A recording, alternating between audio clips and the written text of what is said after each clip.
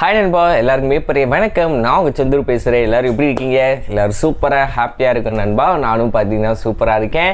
இன்றைக்கி நம்ம வீடியோ எதை பற்றி பார்க்க போகிறோன்னா, ஐக்கூ தரப்புலேருந்து 3 விஷயத்தை வந்து லான்ச் பண்ணியிருக்காங்க. அதோட ஸ்பெக் டீட்டெயில்ஸ் தான் பார்க்க போகிறோம். இந்த ஸ்மார்ட் ஃபோன் கூடிய சீக்கிரம் இந்தியாவிலையும் பார்த்தீங்கன்னா லான்ச் ஆக போகுது. ஆரம்ப விலை ஐக்கூ நியோ 8 பார்த்தீங்கன்னா 30,000 ரூபா. இதில் 2 வேரியன்ட் இருக்குது, 8 அதுக்கப்புறம் 12. ஸ்டோரேஜும் பார்த்தீங்கன்னா மாறுது. அடுத்து 8 ப்ரோ ஐக்கூ நியோ 8 ப்ரோ பார்த்தீங்கன்னா 35 to 40,000 ரூபா பட்ஜெட்டுக்குள்ளே பார்த்தீங்கன்னா ப்ரைஸிங்கிறது வச்சுருக்காங்க. அப்புறம் ஐக்கூவோட ஐபேடும் பார்த்தீங்கன்னா லான்ச் பண்ணியிருக்காங்க. நோட்ஸு பேடு எது வேணால் சொல்லலாம். ஸோ அதையும் பார்த்தீங்கன்னா அந்த 30,000 ரூபா பட்ஜெட்டில் லான்ச் பண்ணியிருக்காங்க. எனக்கு தெரிஞ்சு இந்த ஒரு ஐக்கூ நியோ 8 பார்த்தீங்கன்னா நிறைய பேர் எதிர்பார்த்து, ஏன்னா நியோ சீரிஸை பொறுத்த வரைக்கும் ஐக்கூவில் என்றைக்குமே ஒரு கை கொடுத்துருக்கு, நல்ல ஒரு ஹிட்டான ஒரு இதாக இருந்திருக்கு. பட் இந்த வட்டம் கேமராட சொதப்பு வச்சுருக்கானுங்க. அதை பற்றி தான் என்னன்றதை பார்க்க போகிறோம். ஃபஸ்ட்டு ஐக்கூ நியோ 8 பற்றி பார்ப்போம். டிசைன் வைஸ் ஆல்ரெடி நம்ம பார்த்து பழக்கப்பட்ட டிசைன் தான், அதில் எந்த ஒரு மாறுபாடும் இல்லை. இந்த ஒரு மெரூன் கலர் ரெட் கலர் கலந்த மாதிரி பார்த்தீங்கன்னா ஒரு கலர் வேரியன்ட் வந்து பார்த்துருக்காங்க. ஓகே, 6.78 இன்ச் கொண்ட 1.5K ரெசல்யூஷன் பார்த்தீங்கன்னா இருக்குது. 144 ஹெட்ஸுக்கான ரெஃப்ரெஷ் ரேட் பார்த்தீங்கன்னா கொடுத்துருக்காங்க. இது வந்து AMOLED டிஸ்பிளே தான். இன் டிஸ்பிளே ஃபிங்கர் பிரிண்ட் ஸ்கேனரும் பார்த்தீங்கன்னா இருக்குது நண்பா.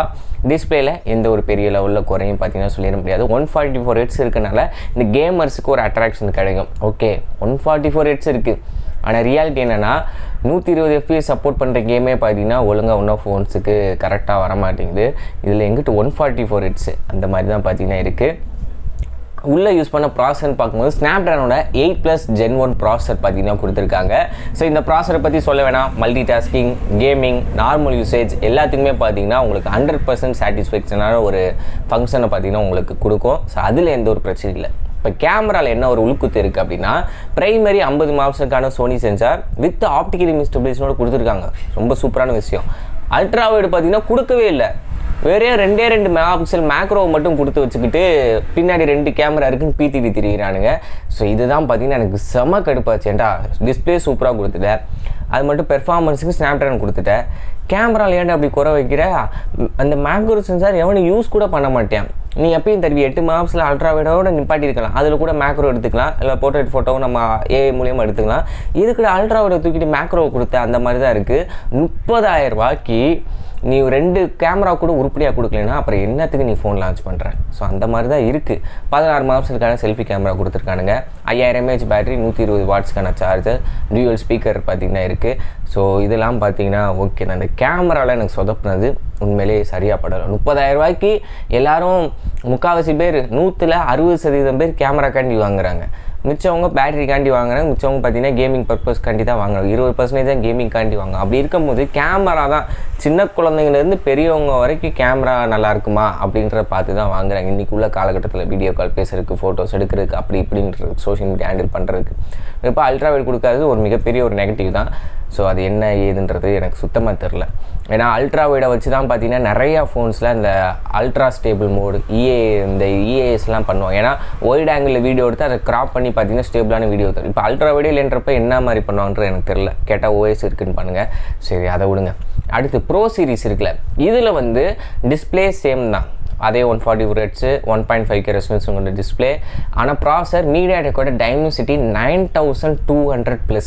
ஸோ இந்த ஒரு ப்ராசர் மீடியாடெக்கில் ஒரு ஃப்ளாக்ஷிப் லெவல் ப்ராசர் பார்த்தீங்கன்னா கொடுத்துருக்காங்க. ஸோ இது வந்து ஒரு நல்ல விஷயம்.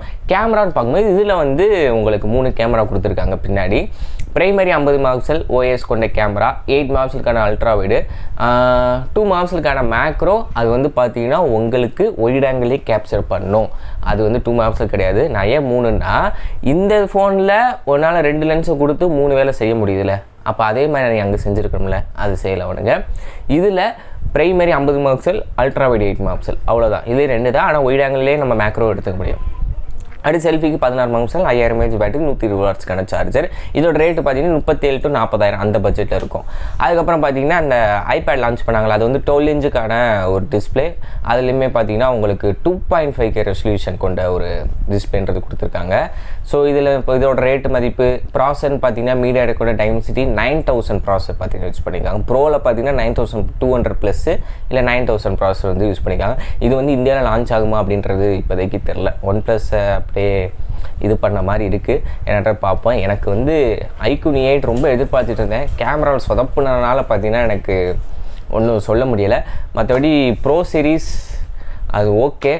என்னன்றதை பொறுத்து இருந்து பார்ப்போம் நண்பா. நீங்கள் என்ன நினைக்கிறீங்க, நான் சொன்ன பாயிண்ட் கரெக்டாக அப்படின்றத கமெண்ட்ஸை சொல்லுங்கள். உங்களுக்கு அல்ட்ரா வைடு முக்கியம் இல்லையா அப்படின்றத கமெண்ட்ஸை சொல்லுங்கள். ஓகே நண்பா, மேற்கொண்டு தான் சந்திக்கிறதா கமெண்ட்ஸை சொல்லுங்கள். நான் அடுத்த வீடியோ சந்திக்கிறேன். Thank you, bye by.